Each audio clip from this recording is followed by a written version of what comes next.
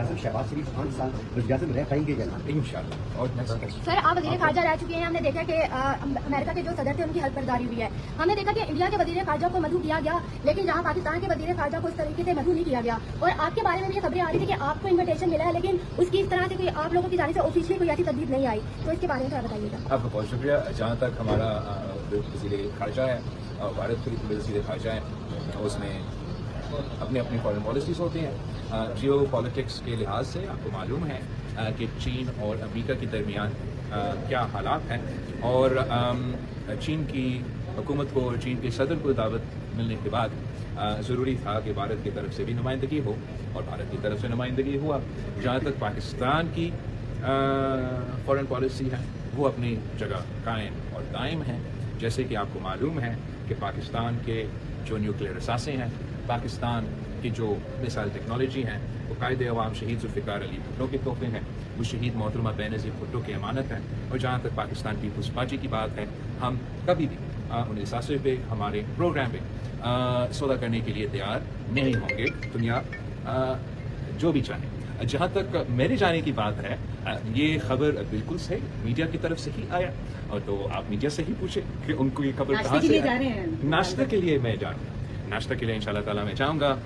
वो अपनी वालदा के दौर से तो हमारा सिलसिला चलता आ रहा है, काफ़ी शहीद मोहतरमा बेनज़ीर भुट्टो के अपने दोस्त हैं, उनसे मिलने की इम्कान है।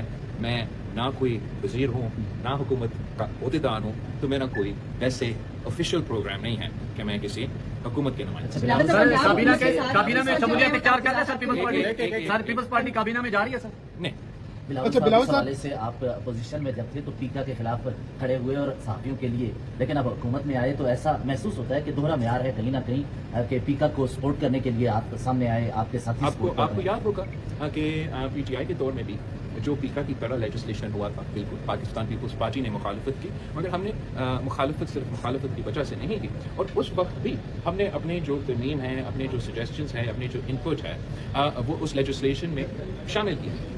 इस वक्त भी आप अगर जो हुकूमत की पीका की असूली तौर पे आप शायद से ही कह रहे हो, हम इतना रेगुलेशन के ख़ास तौर पे मीडिया के, सोशल मीडिया के अपनी मर्जी के मुताबिक इसके हक में नहीं होंगे, लेकिन अगर आप जो हुकूमत की ओरिजिनल प्रपोज ड्राफ्ट है उसको आखिरी जो अब पेश हुआ है और नेशनल असम्बली की स्टैंडिंग कमेटी में मौजूद है, उसमें अगर आप ज़रा जायज़ा करें तो पाकिस्तान पीपल्स पार्टी ने हुकूमत के साथ मुसलसल इंगेज करके इस कानून में बहुत से ऐसे तरमीम लेकर आए हैं जिससे हम समझते हैं कि पिछले कानून से अब वो बेहतर सूरत में है। अब असेंबली का प्रोसेस भी बाकी है, दूसरी जमातें भी मौजूद हैं, अगर उन्होंने कोई इनपुट देना है वो भी ये फोरम्स को इस्तेमाल करके दे सकते हैं। यही तरीका होता है पार्लियामान में अपना पॉइंट ऑफ व्यू देना, अपना मंशूर का इनपुट करवाना। पाकिस्तान पीपल्स पार्टी के पास अक्सरियत नहीं है कि हम अपना मर्जी की लेजिस्लेशन करें, मगर हम अपना जो तादाद है उसको इस्तेमाल कर सकते हैं ताकि हम एक मुस्बत किरदार अदा करें। अच्छा, बिलावल साहब के बगैर ही कानून लाया जा रहा है, जितनी जो साहब की तंजीमें उनसे बगैर बात नहीं लाया जा रहा है। ये बेहतर होता। पाकिस्तान पीपल्स पार्टी ने अपनी मशावरत के दौरान हुकूमत से यही मुतालबा किया, यही तजवीज़ दी कि आपको कंसेंसस बनाना पड़ता है किसी भी कदम उठाने से पहले, और सिर्फ पाकिस्तान पीपल्स पार्टी का इनपुट लेने से तो कंसेंसस नहीं बनता।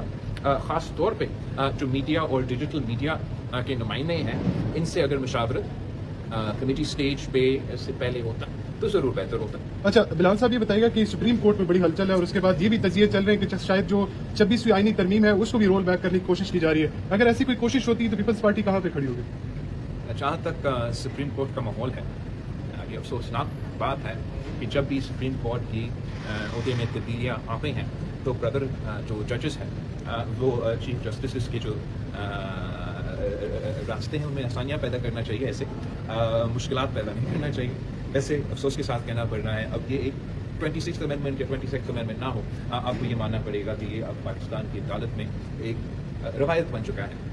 जहाँ तक 26th अमेंडमेंट की रोल बैक की बात है, वो तो सिर्फ इस इदारे के पास इख्तियार है, तो ना हम मानेंगे, ना मुल्क मानेंगे, ना कोई मानेंगे कि किसी और इदारा आइन को रोल बैक करे या अंडरमाइन करे। जहाँ तक सुप्रीम कोर्ट में जो बाइफिकेशन ऑफ केसेस के सवाल है, वो तो अब आइन और कानून क्लियर है, और चाहे वो सुप्रीम कोर्ट की बेंच हो या वो कॉन्स्टिट्यूशनल बेंच हो, उनको आइन को मानना पड़ेगा, कानून को मानना पड़ेगा और उसी पे अमल दरामद करना पड़ेगा। आप सबका बहुत शुक्रिया।